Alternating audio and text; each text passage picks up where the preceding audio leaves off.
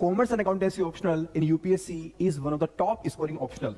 As per the latest UPSC annual report, it is also providing more than 12% success rate, which is way higher than many other optionals. We are providing many free initiatives on commerce optional for the beginners. You can join our Telegram channel and you should follow our YouTube beginner series by the toppers and the teachers. You can also schedule one-to-one mentoring call with me to plan your strategy for the commerce optional. Our courses on the commerce include classroom course, enriched study material, detailed solution of the previous year questions, and the daily answer writing mock test and practice. We are also adding the value through value additions.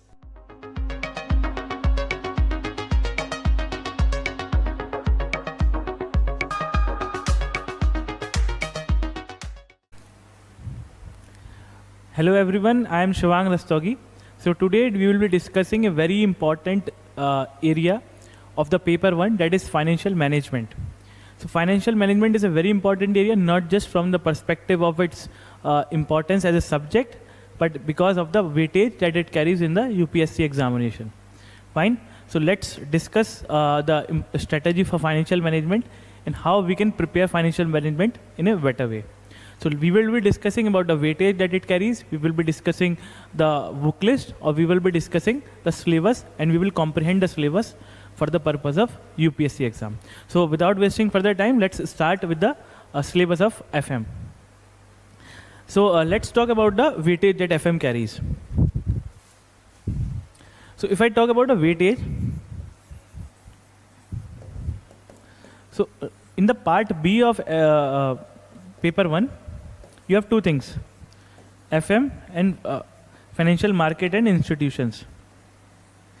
FM being a very important subject from the perspective of commerce, so definitely it carries a larger weightage. So what is the weightage of FM? It has the weightage of 140 to 160 marks. That is highest among all the portions or the syllabus of your commerce and accountancy paper 1. Even in the paper 2 सबसे ज़्यादा weightage आपकी FM की है, ठीक है. और फिर बाकी पार्ट 2 में ये बचा आपका 50-60 मार्क्स का ये फाइनेंशियल मार्केट्स एंड इंस्टीट्यूशंस आता है. ये वाला बहुत थ्योरेटिकल एरिया है. FM constitute both things, numericals as well as theory. Numericals are of easy to moderate category, theory is also standard level, ठीक है. और इसमें आपको मैं बता दूं कि अराउंड 90 to 100 मार्क्स की थ्योरी आती है, क्योंकि जब क्वेश्चन 5th होता है वो आपका कंपलसरी है, उसमें थ्योरी ही आनी है. सो थ्योरी आपकी 30 नंबर की बाय डिफ़ॉल्ट हो गई. बाकी क्वेश्चंस में थ्योरी भी आएगी और आपकी न्यूमेरिकल्स भी आएंगे, और 50 नंबर से 50-60 नंबर के आपके न्यूमेरिकल्स आते हैं. So both has a very important weightage. And even in the theory of FM, you need to substantiate your theory with the help of bit of numericals. Fine. And even in the numericals of your FM, you need to substantiate, you need to show that you know the theoretical aspect of it also. क्योंकि numericals FM के generally बहुत छोटे होते हैं, and the weightage or the marks it carries is huge. 15-20 mark का numerical आ रहा है, question आपका थोड़ा सा एक पेज पे सॉल्व हो गया. What will we do? You need to substantiate your answer with the help of theory. Therefore, theory of FM must be very strong and numericals should be good enough. Let's talk about the syllabus, how we can prepare. Syllabus थोड़ा सा बड़ा लगता है, but if you have read FM, it's a bit of manageable syllabus. ठीक है. So let's talk about the function of finance. पहले तो finance function completely theoretical है ये. Functions of finance, nature क्या है, scope क्या है, objectives क्या है FM के. सिंपल सी चीज़ है, बेसिक थ्योरी है, 4-5 सबजेक्ट्स में आपको पढ़नी है. Then risk return trade off या फिर रिस्क रिटर्न रिलेशनशिप, जो कि ऐसा होता है higher the risk higher the return, वो वाले फिलोसफी में आपको बताना है डिफरेंट फंक्शंस ऑफ फाइनेंस में, ठीक है. और इसको आप डायग्राम से बना सकते हैं, थोड़ा सा इसके बारे में पढ़ना होगा. It is of theory nature. Time value of money FM में नहीं है UPSC में, but it is important because you know how to apply that functions, how to apply that principles in various other chapter of FM. Specifically TVM नहीं है, ठीक है. बाकी है tools of financial analysis. ये देखो रेशो, फंड फ्लो और cash flow दे रखा है इसमें. कैश फ्लो फाइनल अकाउंट्स में भी पढ़ते हो आप, यहाँ पे भी पढ़ते हो, आपने क्लास 12th में भी पढ़ा है. यूपीएससी में थोड़ा लेवल थोड़ा सा इंक्रीज हो जाता है एज सच, और टाइम कम होता है इसलिए आपको थोड़ा सा टिपिकल लगता है, बाकी कैश फ्लो सेम होता है, ठीक है। Ratios, fund flow and cash flow, these are the 2-3 chapters. इनमें दोनों में आपकी थ्योरी प्लस न्यूमेरिकल इंपॉर्टेंट है। थ्योरी एज सच AS3 के हिसाब से कैश फ्लो पूछा जा सकता है, और थ्योरी भी डायरेक्टली कैश फ्लो स्टेटमेंट की पूछी जा सकती है कि किस किस सब हेड्स में आप कैश को डिवाइड करते हो एक्टिविटीज़ को, जैसे ऑपरेटिंग एक्टिविटीज़ हो गई, इन्वेस्टिंग एक्टिविटीज़ हो गई, फाइनेंसिंग एक्टिविटीज़ हो गई, तो ये सारी चीज़। देन रेशो का एनालिसिस इंपॉर्टेंट है। डायरेक्ट सिंपल क्वेश्चन नहीं पूछा जाता, ज़्यादातर पूछा भी जा सकता है but not that relevant. You need to know what like acid test ratio is, interest coverage ratio, meaning significance with the help of an example. So it is of applied nature. या फिर दो आपकी companies की balance sheet दे दी, उनमें ratios आपको निकलवा रहा है, कौन कौन से रेशो फाइंड करो, फिर एनालाइज करो which company is more profitable from the perspective of liquidity किसकी अच्छी है, ग्रॉस प्रॉफिट किसका अच्छा है, ROI किसकी अच्छी है, रिटर्न ऑफ ऑन एसेट्स किसका अच्छा है। सो ये सारी चीज़ें, so it's a more analytical chapter rather than just numerical chapter. So you need to keep this thing in your mind. Then you have important और the core chapters of FM, capital budgeting decisions. Again theory important, numerical important. Capital budgeting में process, procedure, appraisal methods, वही जो आपके appraisal methods हैं वो सारे आपको पढ़ने हैं यहाँ पे। बाकी risk and uncertainty analysis and methods में इसमें आपके इंपॉर्टेंट हैं, क्योंकि थियोरेटिकल पर्सपेक्टिव से लास्ट 3-4 साल में पूछा गया है। क्या पूछा गया है? Sensitivity analysis, scenario analysis, decision tree approach. So ये 3-4-5 चीज़ों के 150 वर्ड में, 200 वर्ड में आप अपना एक शॉर्ट नोट प्रिपेयर कर लेना, ठीक है। अप्रेजल मेथड्स में आपको पता होने चाहिए कि कौन कौन से मेथड्स है आपका, ठीक है। Then you have another important chapter, that is cost of capital.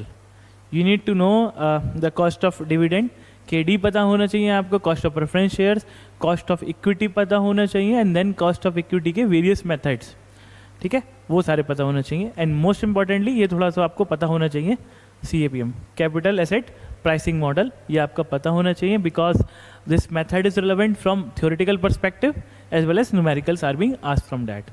सो ये 3-4 चीज़ यहाँ पे इंपॉर्टेंट है। या again total cost of capital के क्वेश्चन भी इंपॉर्टेंट है। Specific weighted average cost of capital,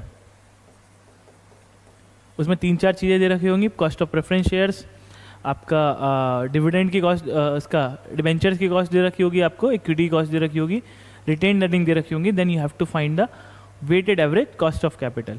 different weights दे रखे होंगे, वो आपको हिसाब से आपको करना होगा, ठीक है। वो फुल लेंथ क्वेश्चन होता है, छोटे क्वेश्चन होते हैं, आसान क्वेश्चन होते हैं, बस थोड़ा सा ध्यान से अगर करोगे, प्रैक्टिस होगी तो you will be able to do that in a very short span of time और विद एक्यूरेसी। तो आसान चीज़ है ये भी, ठीक है, ये भी हो जाएगा। Then you have important areas जो कि हर साल क्वेश्चन आते ही हैं यहाँ से, और numericals and theory again both things are important. Financing decisions में कैपिटल स्ट्रक्चर के जितनी भी थ्योरी हैं सब इंपॉर्टेंट है। NI approach, net operating income approach, MM approach, traditional approach, ये सारे इंपॉर्टेंट है, ठीक है। तो इसमें क्या इंपॉर्टेंट है, इसमें इनका मॉडल पता होना चाहिए। दूसरी बात, आपको इसमें इनकी थ्योरी पता होनी चाहिए, इनके आपको थ्योरी में आपके एजम्पशंस पता होने चाहिए, क्या क्या है, क्या इन्होंने सजेस्ट किया है, थ्योरी का कोर क्या है वो पता होना चाहिए। पॉजिटिव्स पता होने चाहिए थ्योरी के। Then you need to know the shortcomings of that theory, even you need to know the diagram of that theory, कि किस किस तरीके से डायग्राम बन रहा है, ऐसे करके ये डायग्राम पता होना चाहिए। Then you need to also know the numerical example. तो ये 5-6 चीज़ें पता होनी चाहिए आपको एक थ्योरी के बारे में। उस न्यूमेरिकल एग्जाम्पल से क्या होगा, you can substantiate your theory with the help of numericals, that will be very handy for you to get good marks, ठीक है। तो ये चीज़ करनी है। Then you have important chapter leverage, operating leverage, financial leverage and combined leverage, ये आपको पता होना चाहिए। थ्योरी के परस्पेक्टिव से बहुत ज़्यादा इंपॉर्टेंट नहीं है, बट थोड़ा सा डेफिनेशन वगैरह देख लेना। बाकी न्यूमेरिकल इंपॉर्टेंट है, आसान क्वेश्चन है, हर साल आ जाता है, 1-2 साल छोड़ छाड़ के, ठीक। Then you have EBIT EPS analysis, it's very important. मतलब EBIT बार देख लेना इसको। थ्योरी तो कभी कभी आ जाती है theory, but numerical are important from that chapter. Leverage वाले चैप्टर का थोड़ा सा एडिशनल पार्ट है वो। Then you have important decision, next decision dividend decisions.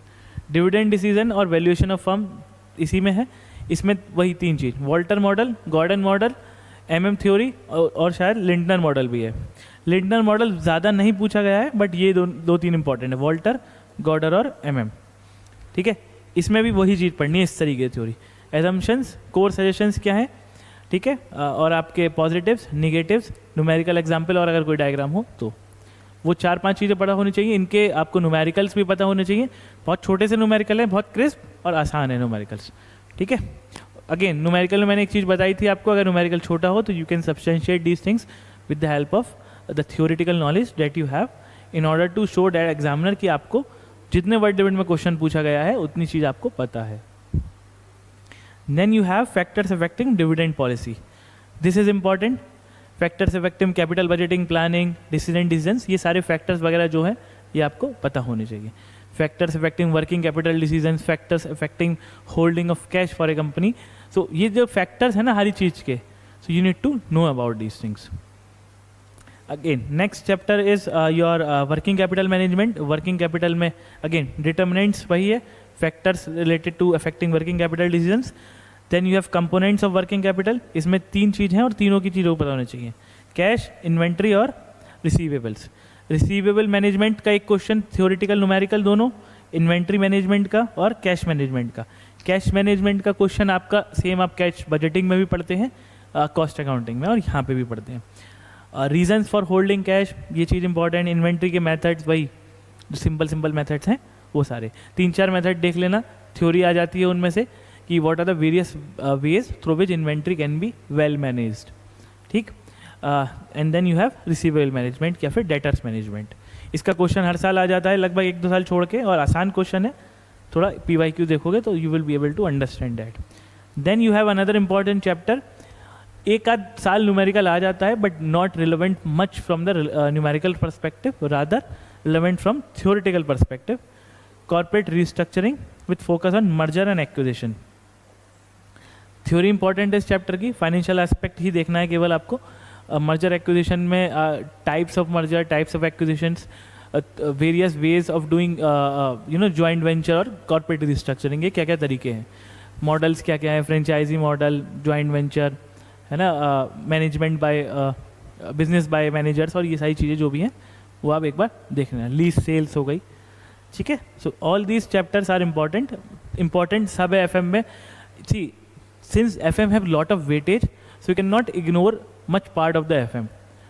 ढंग से सब कुछ करना है, थ्योरी भी न्यूमेरिकल भी, क्योंकि FM अगर स्ट्रांग होगा तो आपकी पेपर 1 में अच्छे चॉइस आपके पास बढ़ जाएगी कि FM वाले एरिया में से आप क्वेश्चन पिक कर लो और उसको सॉल्व कर लो अच्छे से, ठीक है।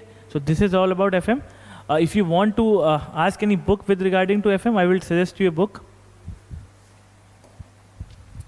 बुक अगर आपको देखनी है तो आप बुक देख सकते हैं, अच्छी बुक है, ग्रेजुएशन में ज़्यादातर होती है।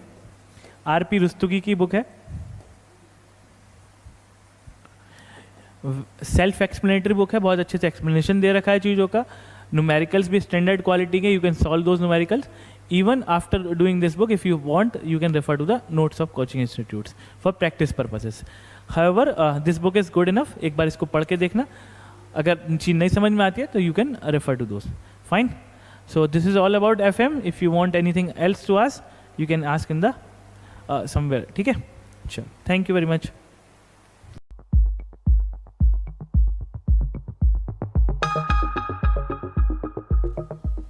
Commerce and accountancy optional in UPSC is one of the top scoring optional.